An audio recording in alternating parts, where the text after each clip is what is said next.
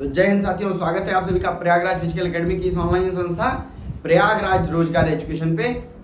हम लोग पढ़ने जा रहे हैं आज आधुनिक भारत का इतिहास। आधुनिक भारत के इतिहास में इससे पहले हमने 2 क्लास ले रखी है। पहली क्लास है उत्तरकालीन मुगल साम्राज्य, अगर आपने नहीं देखा है तो जाके देख लीजिए। और दूसरा जो टॉपिक है, दूसरे टॉपिक पे बंगाल के नवाब और उस पर अंग्रेजों ने किस प्रकार अपना आधिपत्य जमाया, ये हम लोगों ने कर लिया है। तो यानी 2 चैप्टर हो चुका है। और उसके बाद सीक्वेंस वाइज हम बिल्कुल गैप नहीं कर रहे हैं, एकदम सीक्वेंस से आधुनिक भारत का इतिहास पढ़ रहे हैं।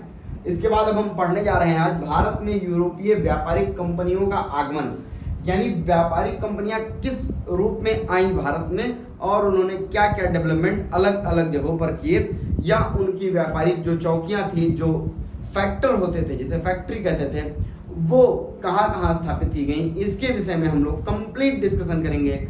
ये चैप्टर भी आज आपका पूरा हो जाएगा। क्यों? क्योंकि हमने आपसे वादा किया है कि ऐसी नोट्स कंप्लीट कराएंगे जो आपके सभी एग्जामों में, उन सारे एग्जामों में जहाँ भी जीएस में इतिहास पूछा जाता है, उन सभी जगहों के लिए महत्वपूर्ण हो जाएंगी। तो कई बार बच्चे पूछते हैं, सर ये क्लास किस किस चीज़ के लिए महत्वपूर्ण है? तो रेलवे का कोई भी एग्जाम हो, रेलवे का कोई भी आपका एग्जाम है, चाहे वो आरपीएफ कांस्टेबल हो, एनटीपीसी हो, एलपी हो, ग्रुप डी हो, हर जगह पे। और बीपीएससी वाले भैया, बीपीएससी टीचर वाले भी और बीपीएससी बिहार पीसीएस वाले भी, दोनों लोग इस क्लास को एकदम कंप्लीट रूप से देख सकते हैं। साथ ही साथ उत्तर प्रदेश पीसीएस वाले, यूपी पीसीएस वाले, यूपी पीसीएस में कौन कौन से, यूपी पीसीएस का आरओ और पीसीएस के लिए भी एक कंप्लीट रिवीजन क्लास है और कंप्लीट क्लास भी है, केवल रिवीजन नहीं है। और साथ ही साथ अगर आप चाहें तो आपको पता है जो अग्निवीर का एग्जाम होता है, अग्निवीर के एग्जाम में भी, चाहे अग्निवीर का जीडी हो या और कोई हो, नर्सिंग हो, या फिर आपका एमआर और एसआर जो नेवी का आया हुआ है, उसके लिए भी आप देख सकते हैं। आपको पता है जीएस एक महत्वपूर्ण रोल प्ले करता है सभी एग्जाम्स में। तो इसलिए यूपी ट्रिपल एससी वाले भी, ठीक है, कि इनके लिए भी ये क्लास महत्वपूर्ण है, क्योंकि यूपी ट्रिपल एससी वाली एक ऐसी संस्था है जो बहुत ही गंदा प्रश्न बनाती है इतिहास से खास करके। तो उसी टॉपिक को हम स्पेशल तरीके से लेकर के आए हुए हैं आपके सामने, एक अच्छा डिस्कशन के साथ, एक हेल्दी डिस्कशन के साथ, क्योंकि फैक्टों को याद करना उतना महत्वपूर्ण नहीं है जितना उनको समझना जरूरी है। अगर आप एक बार समझ गए हैं पूरी कहानी तो आप अच्छे से उसे लगा सकते हैं, आप क्वेश्चन वैसे भी टिक कर सकते हैं। तो ये है विश्व का मैप। अब विश्व की परिस्थितियां कुछ ऐसी बनी कि उस समय जो आपके ये इंग्लैंड है, इंग्लैंड का क्षेत्र है, यानी ये पूरा कंप्लीट यूरोप, ये पूरा यूरोप ही एक नई खोज की तरफ निकल पड़ा, एक नए विकास के लिए निकल पड़ा, एक नए देश के लिए निकल पड़ा, जो कि उसके लिए पहले बहुत अधिक जाना पहचाना था। मेरी बात को ध्यान से सुनिएगा, ये भारत वही देश है जिससे पहले यूरोप में व्यापार स्थल मार्ग से होता था, स्थल मार्ग से पहले व्यापार होता था। लेकिन चूंकि जो कुस्तुनतुनिया था, कॉन्स्टेंटाइन पर तुर्कों का अधिकार हो जाने के कारण ये मार्ग बंद हो गया और इसलिए पुर्तगाल से सबसे पहले उत्तमाशा अंतरीप होते हुए, कहां से? उत्तमाशा अंतरीप होते हुए, यानी अंध महासागर में होते हुए भारत में पहली बार कोई आदमी पहुंचा, उसका नाम था वास्को डी गामा, यानी वास्को डी गामा। और ये पहुंचता है भारत कितना? 1498 में, 1498 में ये आदमी भारत पहुंचता है। और जो अंग्रेजी इतिहासकार थे उन्होंने लिख दिया, हमने भारत की खोज की है। भैया भारत कहीं खो नहीं गया था जो आपने खोज कर लिया है, भारत के समुद्री मार्ग की खोज हुई थी, भारत के समुद्री मार्ग की खोज हुई थी। और आगे चल करके जब यही व्यापार जो समुद्री रास्ते से हो रहा था, इसमें यहाँ पे स्वेज नहर पड़ती है। स्वेज नहर जब खुल जाती है 1669 में, जब ये खुल जाती है 1769 में, जब ये रास्ता खुल जाता है तो यही व्यापार इस रास्ते से होने लगता है, जिससे लगभग 4000 से ज्यादा किलोमीटर की डिस्टेंस बच जाती है और ये व्यापार बहुत तेजी के साथ आगे की तरफ बढ़ने लगता है। तो शुरू करते हैं आज का ये शानदार सेशन, जिसमें हम कंप्लीट रूप से देखेंगे कि कंपनियां किस रूप में भारत आईं और उन्होंने व्यापार अपना किस तरीके से स्थापित किया।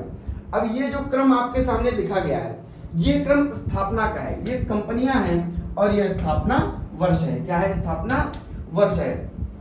ये अपने अपने देशों में कब स्थापित हुई उनका क्रम है। दोनों क्रम पूछा जाता है, एक तो उनकी स्थापना का क्रम कि वो अपने देश में कब स्थापित हुई, और दूसरा सबसे महत्वपूर्ण है कि वे भारत कब आई। वे भारत कब आई यहीं पर सिखा देंगे, कहीं जाने की जरूरत नहीं है, कंप्लीट बातें यहीं पर आपको पता चल जाएंगी और इसी एक ही पीपीटी से आपको सब कुछ समझ में आ जाएगा। ध्यान से देखिए, सबसे पहले जो कंपनी बनती है वो कौन सी बनती है? पुर्तगाली ईस्ट इंडिया कंपनी बनती है 1498 में। 1498 में पहली कंपनी बनती है जो यूरोपीय कंपनी थी, जो भारत में व्यापार करने के लिए आई थी। तो ईस्ट इंडिया कंपनी पुर्तगाल वाली कब बनती है? 1498 में। बनने की हैसियत से अगर देखा जाए तो उसके बाद अंग्रेजों ने बना दिया था। अंग्रेजों ने बना दिया कब भैया? 1600 में। कब बना दिया था? 1600 में इन्होंने भी बना दिया था।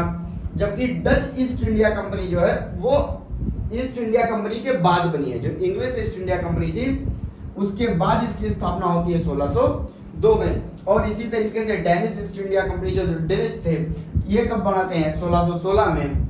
और जो फ्रांसीसी ईस्ट इंडिया कंपनी होती है ये बनती है 1664 में। और इसी तरीके से स्वीडिश जो ईस्ट इंडिया कंपनी होती है ये बनती है कब भैया?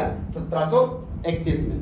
ये हो गया इनके स्थापना का क्रम। कैसे? 1498 में पहले पुर्तगालियों ने बनाया, 1600 में अंग्रेजों ने बना लिया था अपने देश में, और 1602 में ये डच ईस्ट इंडिया कंपनी खुलती है, 1616 में डेनिश खुलते हैं। डच हैं, फिर डेनिश हैं, और इसके बाद फ्रांसीसी हैं, इसके बाद फ्रांसीसी हैं, और इसके बाद स्वीडिश हैं। स्वीडिश सबसे लास्ट में आते हैं और सबसे पहले भगा दिए जाते हैं, तो स्वीडिश ईस्ट इंडिया कंपनी है। और उसके बाद आते हैं कौन? ये भाई साहब फ्रांसीसी वाले लोग, और फ्रांसीसी वाले भी बहुत लास्ट में आते हैं और बहुत पहले ही भगा दिए जाते हैं अंग्रेजों के द्वारा।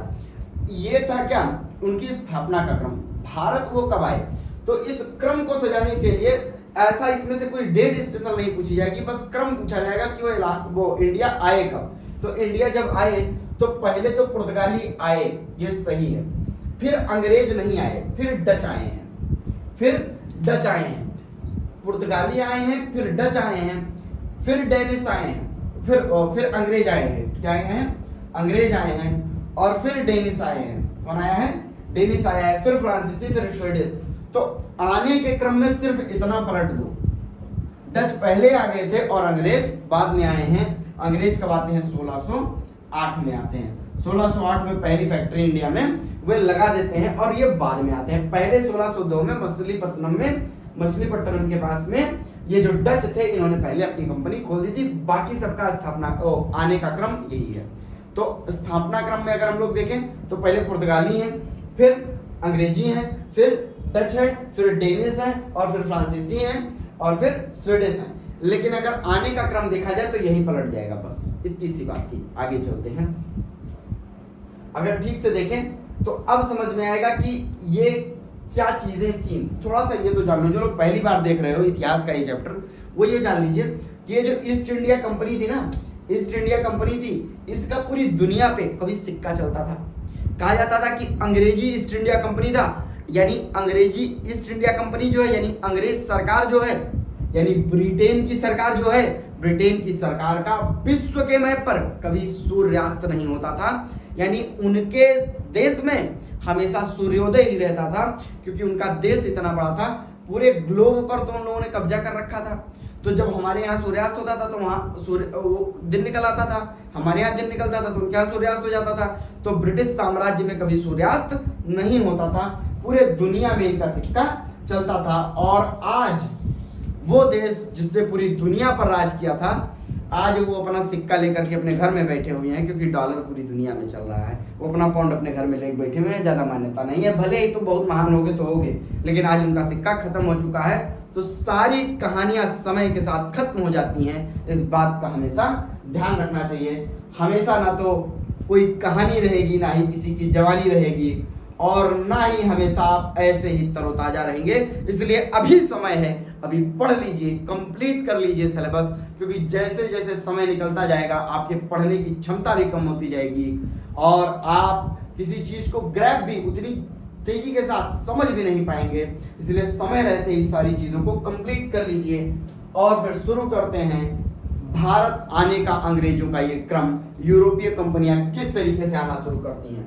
पहला आदमी 17 मई 1498, ठीक से देखा जाए तो डेट दिन के साथ यानी ईयर के साथ अगर डेट देखी जाए तो पहली डेट ये मिल जाती है 17 मई 1498 में वास्को डिगामा, मैंने बताया वास्को दा गामा या वास्को डिगामा, ये भाई साहब है, ये वास्को डिगामा है, ये वास्को डिगामा है ने भारत के पश्चिम तट, कहां पर, भारत के पश्चिम तट कलिकट पर, ये सारे आने वाले प्रश्न हैं, कहां आया था वो, कलिकट पे आया था, बंदरगाह पहुंचा और भारत एवं यूरोप के बीच नए समुद्री मार्ग की खोज की, महत्वपूर्ण है, समुद्री मार्ग की खोज की थी उसने, ना कि उसने भारत देश को खोजा था, भारत देश पहले से था, खो नहीं गया था, उसके समुद्री मार्ग की खोज की गई थी। इस यात्रा में वास्को डिगामा को गुजराती पथ प्रदर्शक, महत्वपूर्ण है, अब वो लोग जो टीचर की तैयारी कर रहे हैं या इतिहास विशेष सब्जेक्ट लेकर के देख रहे हैं या जहां पे बहुत डीप पूछा ही जाता है वहां पर आपसे पूछ सकता है कि जो वास्को डिगामा था वो किसकी सहायता से भारत में आया था, तो किसकी सहायता से आया था, ये गुजराती नाविक था एक, कौन, अब्दुल मजीद की सहायता से वास्को डिगामा भारत आया था। ठीक है, आगे चलते हैं, ये भाई साहब आगे, इसके बाद कौन आता है, इसके बाद आता है, क्योंकि पुर्तगाली ईस्ट इंडिया कंपनी तो स्थापित हो चुकी है भारत में, तो जो ये फ्रांसिस्को द अल्मीडा ये भारत में प्रथम गवर्नर जनरल बन करके या प्रथम वायसराय बन करके, किसका, पुर्तगाली कंपनी का प्रथम वायसराय कौन था, फ्रांसिस्को दे अल्मीडा था, कौन था, फ्रांसिस्को दे अल्मीडा था, ये प्रथम वायसराय बन करके आता है, कब आता है भैया, 1505 में आ जाता है, और फिर दूसरा आता है 1509 में अल्फांसो द अल्बुकर्क, कौन आता है, फ्रांसिस्को द अल्बुकर्क, ये भारत में आता है 1509 में, पुर्तगालियों का वायसराय बना, कौन बना, पुर्तगालियों का दूसरा वायसराय बना, और 1510 ईस्वी में, कब भैया, 1510 ईस्वी में बीजापुर के शासक, जो बीजापुर का शासक था यूसुफ आदिल शाह, क्या नाम था उसका, यूसुफ आदिल शाह से गोवा जीत लेता है। तो इसी स्लाइड में 3 महत्वपूर्ण बातें आपको मिल गई। पहला अगर वायसराय देखा जाए, पुर्तगाली कंपनी का पहला वायसराय देखा जाए तो कौन था, पुर्तगाली कंपनी का पहला वायसराय फ्रांसिस्को द अल्मीडा था, कौन था, फ्रांसिस्को दी अल्मीडा था, और दूसरा कौन था, फ्रांसिस्को द अल्बुकर्क था, ये कब आता है, 1509 में आता है, और 1509 में आते ही सबसे पहले इसने खतरनाक काम किया कि 1510 में ये तुरंत जाता है और बीजापुर के शासक यूसुफ आदिल शाह से क्या करता है, गोवा जीत लेता है, गोवा प्राप्त कर लेता है। आगे देखते हैं, अभी हम लोग पुर्तगालियों के विषय में ही देखेंगे। अगर देखें पुर्तगालियों ने अपनी पहली व्यापारिक कोठी कहां स्थापित की थी, तो कोचीन में स्थापित की थी। बिल्कुल कंफ्यूज मत होइएगा, जो पहला आदमी आया था कौन, वास्को डिगामा कहाँ आया था, तो वो कोचीन में आया था, सॉरी वो कलिकट पे आया था, कहाँ आया था, कलिकट पे आया था, जबकि पहली व्यापारिक कोठी कहाँ स्थापित होती है, कोचीन में स्थापित होती है, कहाँ होती है, कोचीन में होती है, ये केरला के तट पे नीचे के साइड। ठीक है, दक्षिण पूर्वी तट पे, अब दक्षिण पूर्वी तट पे अगर देखें, दक्षिण पूर्व क्या है, तो दक्षिण ये है और पूर्व ये है, यानी इस वाले तट पे। पूर्वी तट पे अगर देखा जाए तो पूर्वी तट पर मात्र एक ही बस्ती पुर्तगालियों की थी, क्या नाम था, सेंट थोमे एकमात्र ऐसी पुर्तगालियों की बस्ती थी जो पूर्वी तट पे स्थित थी। नेक्स्ट देखते हैं आगे क्या कह रहा है, पुर्तगालियों के बाद डच लोग आए, मैंने कहा था पुर्तगालियों के बाद इंग्लिश ईस्ट इंडिया कंपनी, यानी अंग्रेजों ने अपनी कंपनी तो बना ली थी लेकिन वो भारत नहीं आ पाए थे, वो भारत अभी नहीं पहुंच पाए थे, उससे पहले डच आ गए थे, क्योंकि जो नॉर्थ ईस्ट एशिया है यानी इंडोनेशिया मलेशिया वाले क्षेत्रों में वो पहले से व्यापार कर रहे थे। कौन लोग, ये गंदे लोग, कौन से, डच लोग। इसीलिए ये लोग तुरंत मसूलीपट्टनम में दक्षिण पूर्वी तट पे सबसे पहले पहुंच जाते हैं। तो अंग्रेजों के आने के पहले कौन आ गए, डच आ गए। पहले पुर्तगाली आए, फिर कौन आ गए, डच आ गए, उसके बाद अंग्रेज आएंगे। तो डच लोग आ गए, कौन आ गया, डच लोग आए। और पहला डच यात्री कौन था, कार्नेलियन हाउटमैन। याद कर लीजिए, महत्वपूर्ण प्रश्न है। कौन है? Carnelian Houtman. और कार्नेलियन हाउटमैन कब आता है? 1596 में। कब आता है भैया? 1596 में ही भारत के सुमात्रा पहुंच गया था। कहां पहुंचा था भैया? भारत के सुमात्रा ये पहुंच गया था। और इसके बाद पहली फैक्ट्री अगर देखा जाए कि लोगों ने अपनी पहली फैक्ट्री कब स्थापित कर ली, तो डचों ने भारत में अपनी प्रथम व्यापारिक कंपनी यानी प्रथम व्यापारिक कोठी जिसे फैक्ट्री कहते थे 1605 में कहां बनाई थी? मसूलीपट्टनम में बनाई थी। कहां बनाई थी भैया? मसूलीपट्टनम में बनाई थी, स्थापित की। डचों के द्वारा दूसरी व्यापारिक कोठी, जो दूसरी व्यापारिक कोठी थी वो पुलिकट में बनाई गई थी। कहां बनाई गई थी? पुलिकट में बनाई गई थी। अगर आप ठीक से देखें, अगर आपको भारत का मैप पता है तो भारत के मैप में देखेंगे तो ये ऊपर कौन सा है? ये कौन सी झील है? यहाँ पे चिल्का झील है। ऐसे यहाँ पे पुलिकट झील है और पुलिकट के पास में ये पुलिकट स्थान है जहां पर इन्होंने क्या स्थापित किया था? पुलिकट जो है वो कहाँ है? आंध्र प्रदेश और तमिलनाडु के बीच में है। और वहीं पर इन लोगों ने स्थापित किया था क्या? पहली दूसरी व्यापारिक कोठी अपने स्वर्ण सिक्कों को। और डचों ने ही सबसे पहले अपने स्वर्ण सिक्के चलाए थे, जिसे क्या कहते थे? पैगोडा कहते थे। क्या कहते थे? पैगोडा कहते थे। को ढाला और पुलिकट को ही समस्त गतिविधियों का केंद्र बनाया। तो अगर पूछ लिया जाए आपसे, ये सारे प्रश्न हैं, सारे के सारे प्रश्न हैं, बस ध्यान से सुनते चलिए, मजा आएगा। जब मैं इसका क्वेश्चन आंसर वाला सेशन कराऊंगा तो मैं आपको बताऊंगा किस तरीके से इनके बीच से गंदे गंदे प्रश्न निकाले जाते हैं, जहां बच्चे देख करके ही कंफ्यूज हो जाएंगे। आपसे सीधे पूछ लेगा डचों में जो डच थे, डचों द्वारा आने वाला पहला यात्री कौन था? तो पहला यात्री कौन था? कार्नेलियन हाउटमैन था। कौन था? कार्नेलियन हाउटमैन था। पहली कोठी इन्होंने कहां स्थापित की? तो पहली कोठी कहां बनती है इनकी? मसूलीपट्टनम में बनती है। कहां बनती है भैया? मसूलीपट्टनम में बनती है। और अगर डचों की दूसरी व्यापारिक कोठी देखी जाए तो कहां बनती है? पुलिकट में बनती है। और इनके द्वारा चलाए गए स्वर्ण सिक्कों का नाम क्या था? पैगोडा था। क्या था भैया? पैगोडा था। पुलिकट को ही समस्त गतिविधियों का केंद्र बनाया गया था। आपसे डायरेक्ट प्रश्न कर लेगा कि डचों ने अपनी गतिविधि का मुख्य केंद्र क्या बनाया था? तो आपको पुलिकट भी पता है, आपको मसूलीपट्टनम भी पता है, लेकिन आपको मारना क्या है? आपको मारना क्या है? पुलिकट ही मारना है भैया। क्या मारना है? पुलिकट ही मारना है। आगे देखते हैं। अगर आगे हम लोग देखें तो अब डचों ने भारत में प्रथम औद्योगिक कारखाना, अगर डचों की बात की जाए तो डचों ने वेतन भोगी, जो आजकल हम लोग सैलरी वाला जीवन जी रहे हैं ना, सैलरी वाला जीवन जी रहे हैं ना, कि सैलरी दी जाती है, तो औद्योगिक वेतन भोगी पहली बार भारत में किसने रखा था? तो डचों ने ही रखा था अपनी कंपनी में, जिनको वो क्या देते थे? वेतन देते थे, सैलरी देते थे। डचों का भारत में अंतिम रूप से पतन 1759 में, मैंने बताया था 1759 में अंग्रेजों एवं डचों के मध्य, किसके बीच? अंग्रेजों ने ही सबको मार के भगाया। ध्यान से याद रखिएगा, जितनी ये व्यापारिक कंपनी आई थी, चाहे स्वीडिश हो, चाहे डच हो, चाहे डेनिश हो, चाहे फ्रांसीसी हो और चाहे पुर्तगाली हो, पुर्तगालियों को पूरी तरीके से अंग्रेज नहीं खत्म कर पाए थे। बाकी सभी कंपनियों को अंग्रेजों ने मार करके भगा दिया था, जबकि सब यूरोपीय कंपनियां थी। लेकिन अंग्रेजी जहाजों के सामने, शिप के सामने उनकी सेना, जो जल सेना थी, इतनी मजबूत थी कि उनके सामने कोई देश नहीं टिक पाए और सभी देशों को उन्होंने मार करके भारत से भगा दिया था। डचों को कब भगाते हैं भैया?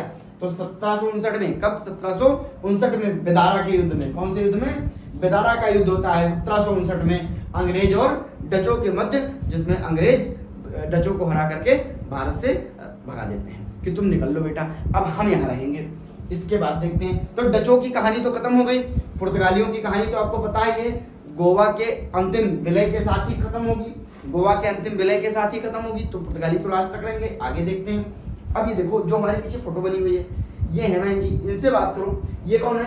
31 दिसंबर 1600 का भैया, 31 दिसंबर 1600 ईस्वी को इंग्लैंड की रानी, कौन? इंग्लैंड की रानी एलिजाबेथ प्रथम ने ईस्ट इंडिया कंपनी को अधिकार पत्र प्रदान किया। सबसे पहली पीपीटी में मैंने आपको बताया था, पहले पेज में मैंने आपको बताया था क्या, कि ये लोग 1600 में ही अपनी कंपनी बना लेते हैं। एलिजाबेथ प्रथम, यही है एलिजाबेथ प्रथम, इन्होंने ही पहले अधिकार दे दिया था कि जाओ व्यापार करो। अधिकार पत्र इन्होंने प्रदान कर दिया था ईस्ट इंडिया कंपनी को। प्रारंभ में ईस्ट इंडिया कंपनी 217, कितने लोग थे इसमें? ईस्ट इंडिया कंपनी में कितने लोग भागीदार थे? 217 साक्षीदार थे और पहला गवर्नर थॉमस स्मिथ था। इसका पहला गवर्नर जो बनाया गया था वो कौन था? थॉमस स्मिथ था। कौन सा था भैया? थॉमस स्मिथ था। ये रेड ड्रैगन नामक जहाज से आए थे अंग्रेज। किस जहाज से आए थे? रेड ड्रैगन नामक जहाज से भारत आए थे। और इसके स्टार्टिंग में मेंबर कितने थे? 217 मेंबर थे। पहला गवर्नर कौन था इसका?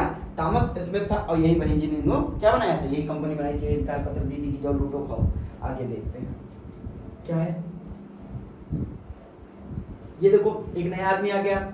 मुगल दरबार में जाने वाला पहला अंग्रेज कैप्टन हॉकिंस था। कौन था? कैप्टन हॉकिंस था पहला अंग्रेज।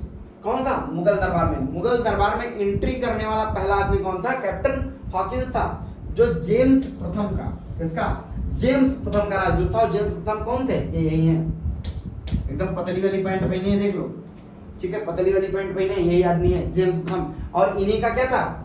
जेम्स प्रथम के ही राजदूत थे। कौन? कैप्टन हॉकिंस थे। पहला अंग्रेज था जो कहाँ आया था? मुगलों के दरबार में आया था। और कब आया था? के रूप में 1609 में। अब ध्यान से देखिए, डच भाई साहब जो लोग हैं वो तो 1596 में ही, 1596 में, कब? 1596 में ही आ जाते हैं। और ये गंदे लोग कब आ रहे हैं? ये कब लोग आ रहे हैं? ये 1609 में आ रहे हैं। अगर देखा जाए तो डचों ने अपनी पहली फैक्ट्री कब बना ली थी? 1605 में बना ली थी। अब भाई बना चाहे जब लो तुम लोग, लेकिन आए तो देर में ना, तो गिने तो देर में ही जाओगे। तो इनके पहले डच आ चुके थे, बाद में आते हैं अंग्रेज। कब? 1609 में। और किसके दरबार में आए थे? इंपॉर्टेंट बात है, कैप्टन हॉकिंस किसके दरबार में आया था? तो जहांगीर के दरबार में आया था। किसके दरबार में आया था? जहांगीर के दरबार में आया था 1611 में। अब 1611 में अगर देखा जाए तो दक्षिण पूर्वी समुद्र तट पर, कब भैया? दक्षिण पूर्वी समुद्र तट पर सर्वप्रथम अंग्रेजों ने मसूलीपट्टनम में, कौन सी जगह पे? जिसको डचों ने पहले चूज किया था, उसी जगह पर इन लोगों ने भी पहली फैक्ट्री दक्षिण पूर्वी तट में व्यापारी कोठी की स्थापना की। कहाँ की थी? पहली व्यापारी कोठी दक्षिण पूर्वी तट पे अंग्रेजों की कौन सी थी? मसूलीपट्टनम में थी। हालांकि ये फेल कर गई थी, ये फेल कर गई थी क्योंकि वहां पहले से डच थे। फिर आगे क्या होता है? जहांगीर ने 1613 में, अब ये जहांगीर भाई साहब हैं, पहचान लो इनको, बड़ी गलती कर गए। इन्होंने क्या दे दिया? फरमान दे दिया कि आओ व्यापार करो हमारे यहाँ। अब क्या होता है? 1613 में एक फरमान जारी कर दिया अंग्रेजों को कि सूरत में थॉमस एडवर्ड, कौन? थॉमस एडवर्ड के अधीन व्यापारी कोठी यानी फैक्टर, जिसे फैक्ट्री कहते थे, वो खोलने की इजाजत दे दी। अब इस आदमी ने बहुत बड़ी गलती कर दी। क्या कर दी? इस आदमी ने बहुत बड़ी गलती कर दी, ऐतिहासिक भूल कर दी इन्होंने। क्या कर दी? कि अंग्रेजों को इन्होंने दे दिया क्या? कि आओ हमारे यहाँ व्यापार करो। अब ये गंदे लोग थे, अंग्रेज गंदे लोग थे। उनका काम ही था कि पहले एक छोटी सी जगह को लो, यहाँ पर क्या करो? 2-4 टेंट गाड़ो और अपने लोग रखो, और जो मार्केट थी, मार्केट से सामान खरीदो, यहाँ लेके आओ और फिर शिप पे चढ़ाओ और अपने यहाँ लेके चले जाओ। ये बात इतनी ठीक थी। लेकिन इसकी धीरे धीरे इन्होंने क्या कर ली? किलेबंदी कर ली। और किलेबंदी करने के बाद यहाँ सैनिक रखने लगे, और सैनिक रखने के बाद इसके किनारे पूरी छावनी बसा ली, और छावनी बसाते बसाते इन्होंने पूरे देश को कब्जा कर लिया। और 200 सालों तक हम लोग गुलाम रहे। अगर कायदे से देखा जाए तो 1757 के युद्ध से लेकर के 1947 तक 190 सालों तक कंप्लीट रूप से गुलामी में गुजारना पड़ा। उसका सबसे बड़ा कारण पहला यही था कि इन्होंने क्या दे दिया? सूरत में थॉमस एडवर्ड के नेतृत्व में क्या दे दिया गया? फैक्ट्री बनाने की इजाजत दे दी गई। बर्बादी की शुरुआत यहीं से हो जाती है। आगे देखते हैं। अब 1615 में, कब भैया? 1615 में सम्राट जेम्स प्रथम, अभी वो आदमी जो पतला पैंट वाला आदमी था वही है, ने सर थॉमस रो को एक दूसरा आदमी भेज दिया। इसका काम नहीं बना था। किसको भेजा? पहले भेजा था हॉकिंस को, फिर दोबारा भेजता है किसको? थॉमस रो को अपना राजदूत बना करके मुगल सम्राट जहांगीर के दरबार में भेजा। किसके दरबार में भेजा? जहांगीर के दरबार में भेजा। वह फरवरी 1619 तक भारत में रहा। उसने जहांगीर एवं खुर्रम, जिसे शाहजहां कहते थे, ये भाई साहब हैं शाहजहां, देख लो हमेशा फूल सूंघते रहते थे, बहुत रंगीला आदमी थे। क्या रंगीला आदमी थे? क्योंकि शाहजहां क्या बनवाए थे? यही तो ताजमहल बनवाए थे। तो रंगीला आदमी था, देखो फूल सूंघ रहा है। कौन है? खुर्रम शाहजहां से अंग्रेजों के लिए कुछ व्यापारिक छूट प्राप्त करने में सफल हुआ। पहले आता है कैप्टन हॉकिंस। कैप्टन हॉकिंस भी कुछ छूट प्राप्त करने में बहुत अधिक सफल नहीं होता है, लेकिन थॉमस रो को एक बड़ी सफलता मिलती है जब किससे? जहांगीर से उसे एक व्यापारिक कोठी कुछ व्यापार करने के लिए व्यापारिक कोठी स्थापित करने की छूट प्रदान कर दी जाती है। फिर आगे देखते हैं, अब ये अंग्रेजों का एक गंदा काम शुरू हो गया है। अब देखो क्या करते हैं, अगर ठीक से देखा जाए तो 1632 में अब वो धीरे धीरे करके भारत के जितने छोटे बड़े सुल्तान थे सबसे वो फरमान प्राप्त करेंगे और एक बड़ी कंपनी स्थापित करेंगे। 1632 में गोलकुंडा में के सुल्तान, अब गोलकुंडा का एक सुल्तान था, कहाँ का, गोलकुंडा का एक सुल्तान था, ने अंग्रेजों को एक सुनहला फरमान जारी कर दिया। याद रखिएगा, महत्वपूर्ण चीज है, क्या है, 1632 में अगर आपसे पूछ लिया जाए सुनहला फरमान अंग्रेजों को कब जारी किया गया, तो 1632 में जारी किया गया। किसने जारी किया, तो गोलकुंडा का सुल्तान था। कौन था, गोलकुंडा का सुल्तान था जिसने अंग्रेजों को जारी कर दिया था। और महंगा कितना था, केवल 500 पैगोड़ा। ये पैगोड़ा कौन चला रखा था, डचों ने पहले ही चला दिया था पैगोड़ा। तो 500 पैगोड़ा के उसमें पैसे देकर के, और वार्षिक 500 पैगोड़ा कितना, वार्षिक कर दे करके गोलकुंडा राज्य के बंदरगाह पर स्वतंत्र पूर्वक व्यापार करने का अधिकार प्रदान कर दिया गया। पूरी स्वतंत्रता के साथ इनको अधिकार दे दिया गया कि ये क्या करें, व्यापार कर सकते हैं। आगे चलते हैं हम लोग, तो देखेंगे कि भाई साहब एक दूसरी और घटना घट जाती है। ये क्या है, 1639 ईस्वी में अंग्रेजों ने फ्रांसिस डे, अब ये इसका नाम फ्रांसिस है, कंफ्यूज मत होइएगा, फ्रांसिस नाम है इसका, लेकिन ये गंदा आदमी है अंग्रेजी, ये है ब्रिटेन का ही। और ये फ्रांसिस डे ने चंद्रगिरी के राजा से, किससे, चंद्रगिरी के राजा से मद्रास को पट्टे पर ले लिया और एवं वहीं पर एक किलाबंद कोठी की स्थापना की। देख लीजिए किलाबंदी शुरू हो गई है, का निर्माण किया गया। इस कोठी का नाम फोर्ट सेंट जॉर्ज था। बहुत ही महत्वपूर्ण प्रश्न है, जो मद्रास में कोठी स्थापित की गई थी उसका नाम क्या था, तो क्या नाम था, फोर्ट सेंट जॉर्ज नाम पड़ा था। यही फोर्ट सेंट जॉर्ज कालांतर में कोरोमंडल तट पर अंग्रेजों का मुख्यालय बना। तो मद्रास, आपको पता है अंग्रेजों के 3 महत्वपूर्ण नगर थे जहां से वो व्यापार करते थे। एक तो मुंबई था, और दूसरा ये मद्रास था, और तीसरा कलिकता यानी कलकत्ता था, जो इन लोगों ने बसाया था। उसमें सबसे इंपॉर्टेंट कौन सा था, मद्रास था। बड़ी सैनिक छावनी मद्रास में ही रहती थी और इसका नाम क्या था, फोर्ट सेंट जॉर्ज था। और फोर्ट सेंट जॉर्ज बनाया किसने था, तो बनाया किसने था भैया, मैंने पहले ही बताया, ये गंदा आदमी था, फ्रांसिस डे। फ्रांसिस नाम सुन करके फ्रांस मत समझना, फ्रांसिस डे कब का है, 1639 का है। 1664 में तो आते हैं फ्रांस वाले, तो 1639 में कौन आ गया, ये अंग्रेज था। ये कौन था, ये अंग्रेज था। और चंद्रगिरी के राजा से इसने पट्टे पर ले लिया जमीन और क्या बना डाला, फोर्ट सेंट जॉर्ज बना डाला। कहां पर, कोरोमंडल तट पे। आपको पता है कि फिर से भारत का मैप मुझे बनाना पड़ेगा, ये ऐसा प्यारा भारत, और इसमें अगर देखें तो ये जो दक्षिण पूर्वी तट है, इसी तट पर अंग्रेजों ने क्या किया था, ये वाला बनाया था। और अगर मैप में, इंडिया के मैप में देखेंगे तो आपको पता चल जाएगा मद्रास कहाँ है। अब देखो, कहानी हो चुकी है पहली कलकत्ता की, सॉरी पहली कहानी हो चुकी है मद्रास की, दूसरी कहानी आती है मुंबई की। क्या कहानी है, इस आदमी को पहचान लो, ये अंग्रेजी था। देखते हैं 1661 में एक नई घटना घटती है। पुर्तगाली राजकुमारी, क्या नाम था, कैथरीन नाम था। पुर्तगाल की एक राजधानी थी कैथरीन ऑफ ब्रेगेंजा। क्या नाम था इनका, कैथरीन ब्रेगेंजा नाम था, कैथरीन ऑफ ब्रेगेंजा नाम था। और ब्रिटेन के राजकुमार चार्ल्स द्वितीय, ये चार्ल्स द्वितीय थे, चार्ल्स सेकंड या चार्ल्स द्वितीय का विवाह हुआ। इस अवसर पर दहेज के रूप में पुर्तगालियों ने चार्ल्स द्वितीय को क्या दे दिया, बंबई प्रदान कर दिया गया। तो बंबई जो थी वो अंग्रेजों को दहेज में मिली थी, अंग्रेजों को मुंबई क्या मिली थी, दहेज में मिली थी। इसीलिए वो लोग ऐसा उसका यूज किए, लास्ट तक उसका प्रयोग ऐसा किया गया। यही आदमी था। इस आदमी कितनी गंदी शक्ल है बताओ, इसको दे दिया गया, क्या दे दिया गया भैया, पूरा मुंबई दे दिया गया, वो भी दहेज में दे दिया गया। किसने दे दिया, पुर्तगालियों ने दे दिया। पुर्तगालियों के क्या बप्पा दे के गए थे क्या मुंबई, नहीं, पुर्तगालियों ने छीना था। कहां से, सूरत वालों से और मराठा वालों से मुंबई छीन लिया था। तो वो उनके कब्जे में हो गया था। और जब अपनी लड़की की, अपने यहाँ के राजकुमारी की शादी किससे करते हैं, कैथरीन ब्रेगेंजा की शादी ब्रिटेन के राजकुमार कौन था, चार्ल्स द्वितीय से इसका विवाह होता है। तो मुंबई क्या मिल जाती है, दहेज में मिल जाती है। किसको भैया, अंग्रेजों को मुंबई क्या मिली थी, दहेज में मिली थी। अब देखते हैं आगे, ये कैथरीन ब्रेगेंजा, और इनको याद रखिएगा, ये 1661 में इनकी शादी होती है। 1668 में चार्ल्स द्वितीय ने, अब भाई वहां से ब्रिटेन से आकर के यहाँ खेती तो करेंगे नहीं है मुंबई में, ऐसा तो है नहीं कि यहाँ करके धान लगाएंगे, मुंबई में धान बैठाएंगे, ऐसा तो है नहीं। ये क्या करेंगे, वहां से आए 1668 में शादी के बाद इन्होंने क्या किया, 10 पाउंड पर, कितने गंदे लोग थे, मात्र 10 पाउंड पे मुंबई जैसे शहर को क्या कर दिया इन लोगों ने, वार्षिक किराए पर, वही मंथली नहीं, वार्षिक किराए पर ईस्ट इंडिया कंपनी को दे दिया। ये ईस्ट इंडिया कंपनी वही है EIC, ईस्ट इंडिया कंपनी, जिसको 1600 में एलिजाबेथ प्रथम ने क्या कर दिया था, एक तो अधिकार पत्र दे दिया था कि जाकर के तुम इंडिया में व्यापार कर सकते हो।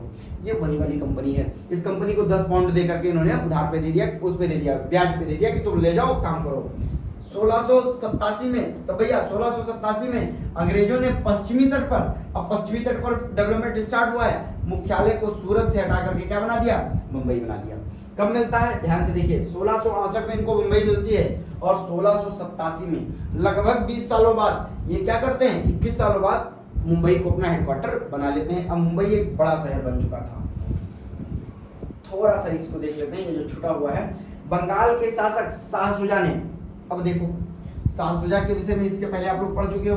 बंगाल के शासक शाह शुजा ने सर्वप्रथम 1651 में, कब भैया, 1651 ईस्वी में अंग्रेजों को व्यापारिक छूट की एक अनुमति प्रदान कर दी, जिसे क्या कहा जाता था, निशान कहा जाता था। जिस किसी नाम से जाना जाता था, निशान के नाम से जाना जाता था। यही निशान जब अंग्रेज अपने पर्सनल व्यापार के लिए, अपने व्यापार के लिए यूज करने लगेंगे, जो उसके अंग्रेज अधिकारी होंगे ईस्ट इंडिया कंपनी के, जब वो लोग अपने खुद के लिए यूज करने लगेंगे, तब अलीवर्दी खां और बाद में सिराजुद्दौला क्या कर देता है, इसका विरोध कर देता है, और तब जाकर के बंगाल के नवाबों के लिए साथ क्या हो जाता है, सिराजुद्दौला के साथ युद्ध हो जाता है। तो ये क्या था, यही निशान था जो कौन देकर चला गया था, ये शाह शुजा एक निशान पकड़ा के चले गए, ये निशान ले लो और आकर के हमारे यहाँ व्यापार कर सकते हो। उस निशान को लेकर के क्या किया, सब अंग्रेज व्यापारी आपस में बांट लिए। जो पर्सनल थे, जो ईस्ट इंडिया कंपनी के अधिकारी थे, वो तो कर ही रहे थे, ईस्ट इंडिया तो कर ही रही थी, साथ में उसके अधिकारी भी व्यापार करना स्टार्ट कर दिए। बहुत बड़ा व्यापारिक घाटा लगने लगा। इस वजह से क्या हो गया, ये भी आगे चल करके क्या कर दिया जाएगा, कैंसिल कर दिया जाएगा, और कैंसिल होते ही एक बड़ा युद्ध, प्लासी जैसा बड़ा युद्ध हो जाएगा। ये छोटी छोटी ऐतिहासिक गलतियां थी, जिनकी वजह से जो व्यापारी थे, जो विदेशी थे, वो क्या हो गए, भारत में आकर बस गए। सर थोड़ा इसको देखिए, सर जी सर थोड़ा सा इसको देखिए, ये क्या स्थिति हो गई। ओके ठीक है भाई, ये तो छोटा हो गया था, बहुत छोटा बच्चा बन गया था। हाँ हो गया। अब इन लोगों ने गलती की थी, आगे देखते हैं। 1698 में अंग्रेजों ने ईस्ट इंडिया कंपनी के 3 गांव, अब ध्यान दीजिएगा, अब हम लोगों ने 2 चीजों की बात कर ली है। एक तो पहला हो गया मद्रास, चंद्रगिरी के राजा से फ्रांसिस डे ने पट्टे पर ले लिया, और इसके बाद मुंबई 1668 में कैथरीन ब्रिगेंजा के साथ विवाह हुआ चार्ल्स द्वितीय का, वो पा गए। 1687 में जाकर के वो बन जाता है, वहाँ कंपनी बन जाती है, उन्होंने अपना हेडक्वार्टर बना लिया, 2 मुख्य नगर हो गए, तीसरा मुख्य नगर ये था, कौन था, कलकत्ता। क्या था, 1698 में बहुत लास्ट में बनता है, ईस्ट इंडिया कंपनी ने सुल्तानाती, कलिकता एवं गोविंदपुर, ये 3 गांव पूछे जाते हैं। कौन कौन से गांव थे, सुल्तानाती, कलिकट एवं गोविंदपुर की जमींदारी 1200 रुपए में, याद रखिएगा, वो पैगोड़ा था, ये 1200 रुपया है, रुपया और कम था, 1200 रुपए के भुगतान करके प्राप्त की, और यह फोर्ट विलियम का निर्माण किया। अब इंपॉर्टेंट बात है, फोर्ट सेंट जॉर्ज कहाँ था, कलकत्ता में। फोर्ट सेंट जॉर्ज कहाँ पर था, मद्रास में था। और फोर्ट विलियम कहाँ था, फोर्ट विलियम की स्थापना कहाँ की गई थी, कलकत्ता में की गई थी, चार्ल्स आयर के नेतृत्व में। चार्ल्स आयर ने फोर्ट विलियम की स्थापना की थी, और प्रथम प्रेसिडेंट यही हुए थे। प्रथम प्रेसिडेंट कौन बना था, चार्ल्स आयर ही बने थे, और यही थे। कालांतर में यही कलकत्ता आज कोलकाता बनता है। ये जो कलिकता था, ये क्या बनता है, कोलकाता बनता है, नगर कहलाया, जिसकी नींव किसने रखी थी, जॉर्ज चार्नॉक ने रखी थी। किसने रखी थी, जॉर्ज चार्नॉक ने रखी थी। जॉर्ज चार्नॉक है, जॉर्ज चार्नॉक नहीं है, जॉर्ज चार्नॉक है, जॉर्ज चार्नॉक ने इसकी स्थापना रखी थी। तो मुंबई की स्थापना कौन करता है, जॉर्ज चार्नॉक करता है। मद्रास की स्थापना कौन करता है, फ्रांसिस डे करता है। और इसके बाद आगे चलते हैं, भारत में फ्रांसीसियों की प्रथम कोठी। अब भैया अंग्रेज तो आ चुके थे, अब इंपॉर्टेंट थे फ्रांसीसी, फ्रांसीसियों को जानना जरूरी है। भारत में फ्रांसीसियों की प्रथम कोठी फ्रैंको कैरो के द्वारा, किसके द्वारा, अब फ्रांसीसियों में अगर देखा जाए तो 1668 में आते हैं, 1664 में इनकी स्थापना होती है। 1664 में इनकी कंपनी बनती है। कहाँ पे? फ्रांस में। चूंकि इनके यहाँ सब कुछ सरकार कंट्रोल कर रही थी, इसीलिए इतना दिन लग गया। और इसके बाद 1668 में भारत आते हैं और पहली कोठी फ्रैंको कैरो के द्वारा, किसके द्वारा? फ्रैंको कैरो के द्वारा स्थापित की गई 1674 ईस्वी में। फ्रांसीसी कंपनी के निदेशक फ्रैंकोइस मार्टिन ने, कौन था भैया? 1674 में फ्रैंकोइस मार्टिन ने वालीकोंडापुर के सूबेदार, ये लोग को इन लोगों ने भी पढ़ लिया, कौन था? वालीकोंडापुर के सूबेदार कौन थे? शेर खान लोधी। इंपॉर्टेंट है, फ्रांसीसियों ने पांडिचेरी यानी पुदुचेरी किससे प्राप्त किया था? तो वालीकोंडापुर के सूबेदार शेर खान लोधी से प्राप्त किया था। किससे प्राप्त किया था? वालीकोंडापुर के सूबेदार शेर खान लोधी से पुदुचेरी नामक एक गांव प्राप्त किया, जो कालांतर में किसके नाम से जाना गया? पांडिचेरी के नाम से जाना गया। तो आज का जो पांडिचेरी है वो किसके द्वारा बसाया गया था? वो फ्रांसीसियों के द्वारा बसाया गया था। और फ्रांसीसियों ने किससे प्राप्त किया था? वालीकोंडापुर के सूबेदार शेर खान लोधी से प्राप्त किया था। आगे चलते हैं। अब ये फ्रांसीसियों की कहानी चल रही है। फ्रांसीसी आते हैं, तो फ्रांसीसी आते ही इसी बात को लेकर के हैं कि वो युद्ध करने के लिए आते हैं अंग्रेजों से, वो यही करने आते हैं। और आते ही पहला युद्ध हो जाता है प्रथम कर्नाटक युद्ध। कौन सा युद्ध हो जाता है? प्रथम कर्नाटक युद्ध 1746 से 1748 तक चलता है। कब तक चलता है भैया? 1746 से 1748 तक चलता है। ऑस्ट्रिया के उत्तराधिकार का युद्ध था। ये कौन सा युद्ध था भैया? ऑस्ट्रिया के उत्तराधिकार। अब ऑस्ट्रिया पूछोगे कहाँ है? ये ऑस्ट्रिया ऑस्ट्रेलिया वाला नहीं है, ये ऑस्ट्रिया यहाँ पे है। ये कहाँ है? ऑस्ट्रिया यूरोप में है। यूरोप का एक बीच का मिडल का देश है। इसको ठीक से जब विश्व इतिहास में जब अगर आप कभी पढ़ेंगे तो आपको समझ में आएगा, एक बड़ा ही गंदा देश था, ठीक है, जो सबको कंट्रोल करना चाहता था। बाद में इसको बहुत मारपीट करके छोटा कर दिया गया, तो लास्ट तक इसको ये बना हुआ था। चूंकि ये फ्रांस और ब्रिटेन के बीच एक इंपॉर्टेंट फैक्टर काम करता था, वहीं उसको कंट्रोल दोनों लोग करना चाहते थे, फ्रांस और ब्रिटेन दोनों लोग। इसी वजह से वहां पे झगड़ा होता रहता था। अब वहां के उत्तराधिकार का युद्ध था। क्या था भैया? वहां के उत्तराधिकार का युद्ध था ऑस्ट्रिया के 1748 ईस्वी में। और 1748 ईस्वी में युद्ध हो गया। कब गया? 1746 से 48 में। और 1748 में जाकर के संधि कर लेते हैं। कौन सा संधि करते हैं? एक्स-ला-शापेल की संधि। बहुत इंपॉर्टेंट संधि है, नोट कर लीजिए। ये पूछ जाएगी, आप जान नहीं पाओगे कि ये है क्या। एक्स-ला-शापेल की संधि हुई थी। एक्स-ला-शापेल की संधि ऑस्ट्रिया के उत्तराधिकार के युद्ध में हुई थी। ऑस्ट्रिया के उत्तराधिकार का युद्ध हो जाता है और उसकी जो समाप्ति होती है एक्स-ला-शापेल की संधि के तहत होती है। इस संधि के तहत प्रथम कर्नाटक युद्ध समाप्त हो जाता है। किसके कारण होता है? ये छोटा सा ऑस्ट्रिया है, यूरोप के मैप में आप खोजेंगे तो मिल जाएगा। ऑस्ट्रिया के कारण ही ये गड़बड़ होती है। प्रथम कर्नाटक युद्ध समाप्त होता है। और प्रथम कर्नाटक युद्ध कब से कब तक चला था? तो याद कर लिए 1746 से 1748 तक चला था। एक्स-ला-शापेल की संधि हुई थी। बस इतना ही पूछा जाएगा, इससे ज्यादा जानने की जरूरत भी नहीं है। दूसरा कर्नाटक युद्ध। अब देखो ये कितने गंदे लोग थे। 1746 में इन्होंने क्या किया? युद्ध शुरू किया, 1748 में खत्म किया और एक्स-ला-शापेल की संधि की।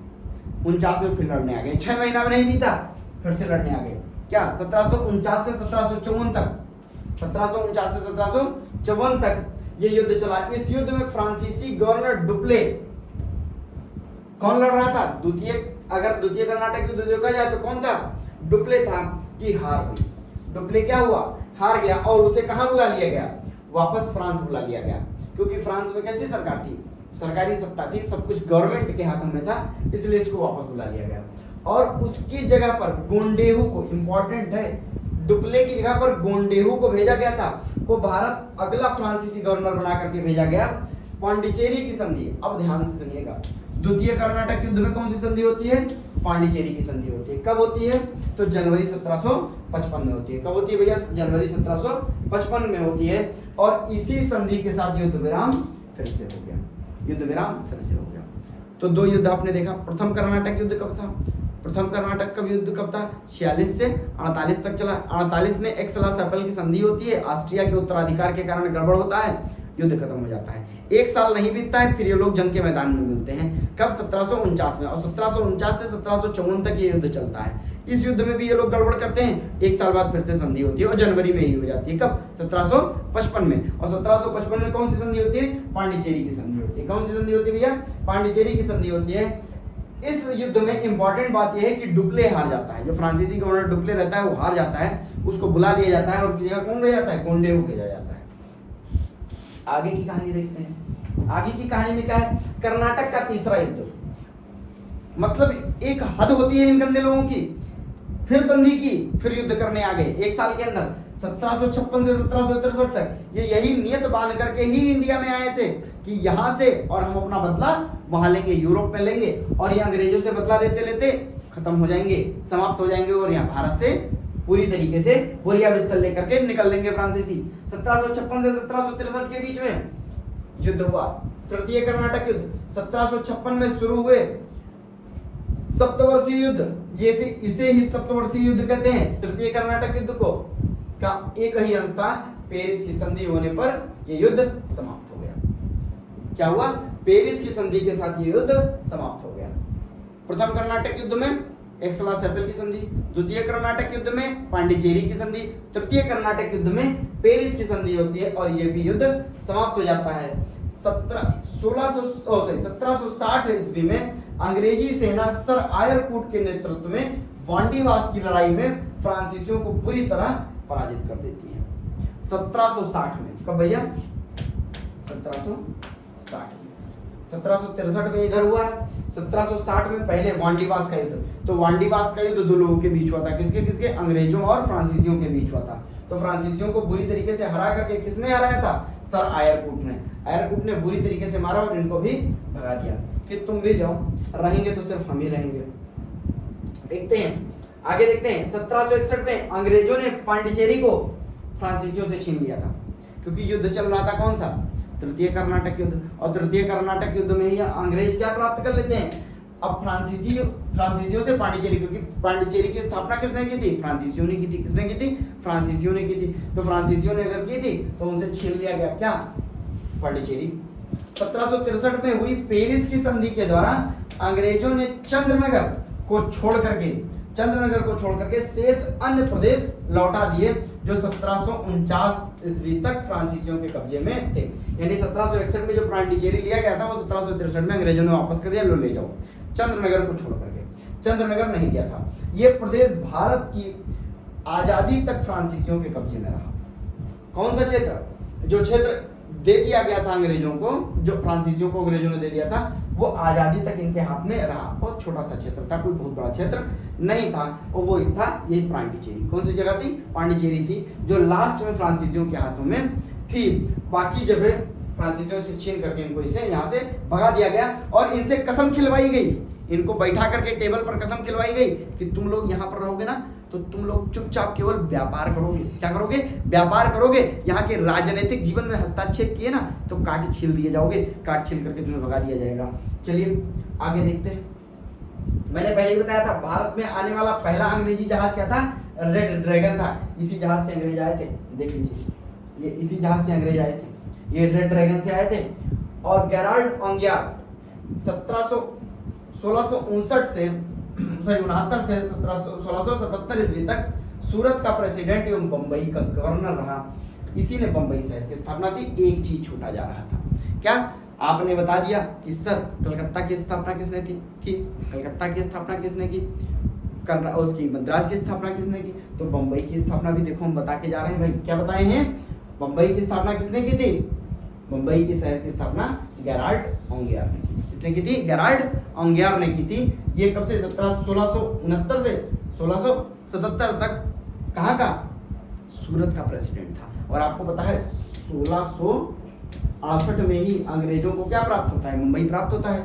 और 1687 में इनको क्या मिल जाता है, इनको प्राप्त हो जाता है, ये सॉरी मुंबई अपना ट्रांसफर कर लेते हैं हेडक्वार्टर। और इसी बीच में गेराल्ड ओंगियार रहता है, सूरत का प्रेसिडेंट, इसने मुंबई शहर बना दिया था, मुंबई शहर को बना दिया था। फिर धीरे से लोग ट्रांसफर कर लेते हैं। और यही रेड ड्रैगन जहाज है, इसी जहाज में बैठ करके सबसे पहले अंग्रेज भारत आए थे। ठीक है, तो इस तरीके से ये शानदार क्लास कंप्लीट हुई। आप लोग को पता है कि इसके पहले इतिहास की 2 क्लास चल चुकी हैं भैया। कौन कौन सी, आधुनिक भारत का इतिहास में बंगाल का नवाब, ये बंगाल के जो नवाब है और बंगाल पर अंग्रेजों का आधिपत्य है, ये पहले हो चुका है। ये इसके पहले क्लास हो चुकी है, 23 मिनट की क्लास है, 23 मिनट 10 सेकंड की ये क्लास है।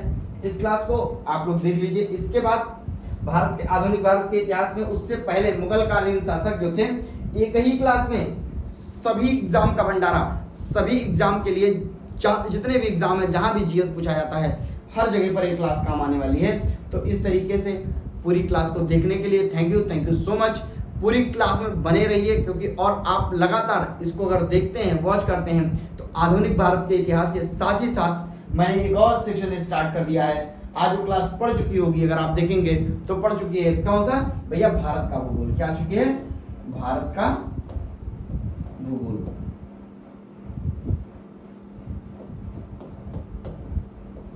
भारत का भूगोल ये वाली क्लास पढ़ चुकी है। भारत के भूगोल में जो स्थिति एवं विस्तार है और साथ में दर्रे, ये पहली क्लास में डिस्कस कर दिया गया है। उसको आप देखेंगे, वो शानदार क्लास है, वो शानदार क्लास है। उसके सिवा और कुछ भी पढ़ने की जरूरत नहीं पड़ने वाली है, उसको भी देख लीजिए आप।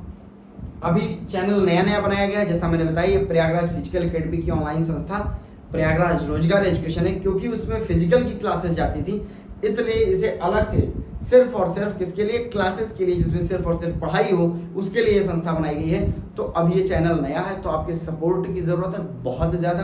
तो वीडियो को पूरी तरीके से वॉच करिए और जितने लोग पढ़ने वाले हैं उसको शेयर करिए, सब्सक्राइब करवाइए, क्योंकि अभी आपके सपोर्ट की बहुत ज़्यादा ज़रूरत है। अभी ये चैनल खड़ा ही हो रहा है, इसलिए थैंक यू सो मच एक बार फिर से आप लोगों का।